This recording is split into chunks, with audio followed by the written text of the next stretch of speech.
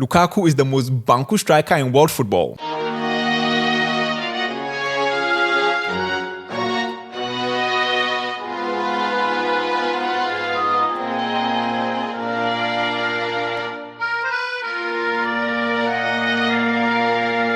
Do you understand when we say someone is Banku? It means the player is Sankwas, Shanlo, Wasatu. In English, it means he's not very good. And that'd be a harsh statement to make on someone who is Belgium's all-time leading goal scorer, one of the highest goal scorers in European history, and the top scorer in qualifying for this year's Euros. And yet, it's sadly true. Anyone who watches his game, especially since that ill-fated move to Chelsea, will say the same thing. The striker is Banku.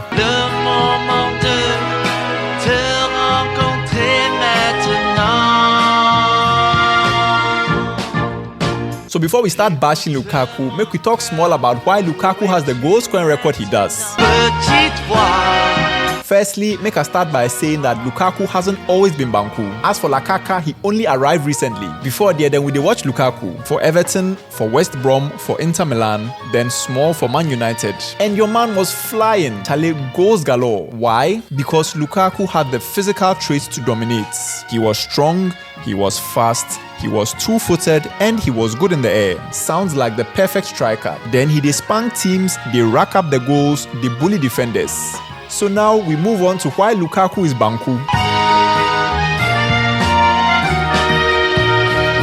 Well, simple answer, he's not a very good footballer. In the past, and even nowadays, when he catch smaller teams, he can use his physical attributes to his advantage. He bully defenders, they outrun people. But at the ripe old age of 31, now that those attributes they on decline, he's getting caught out.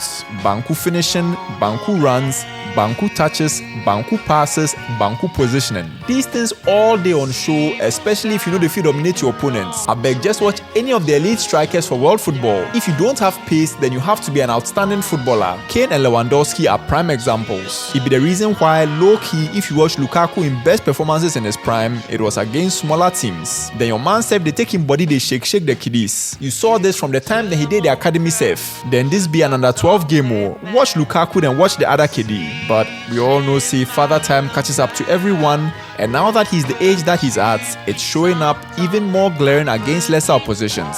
If you people they carry the game against Croatia, if you they carry the game against Romania, if you they carry the game against Ukraine, and now if you watch the game against France during the week, Lukaku either gets chances and wastes them or does not get into scoring positions. So, what's next? Les flocons de neige qui brillent dans le ciel. Chale, Lukaku will still play football, maybe even at the highest level. Your man tried for Italy last season. Sometimes the physicality of the league they suit him. He thrived in the Premier League era where physicality was the name of the game. However, in this era of Pep Guardiola football in the Premier League, tactical football where physicality doesn't count for much, where technique, positioning and system play are key, I don't think Lukaku can survive. That's literally why he wasn't happy at Chelsea. He now said that Chelsea were not playing to his strengths tactically and that he didn't want to play for Thomas Tuchel. For Lukaku, they have to build a team system around him. He will be the main man, and not many top-level teams are going to buy into that, especially not in the Premier League. I can see him moving to Fenerbahce to link up with Jose Mourinho. That could be the perfect partnership. Mourinho too, they like bully tactics. Or sometimes Saudi Arabia. For their dear, he can body the Saudi defenders and become the top scorer, with Ensansu will pay him better too. But it won't change the fact that Lukaku still be Banku.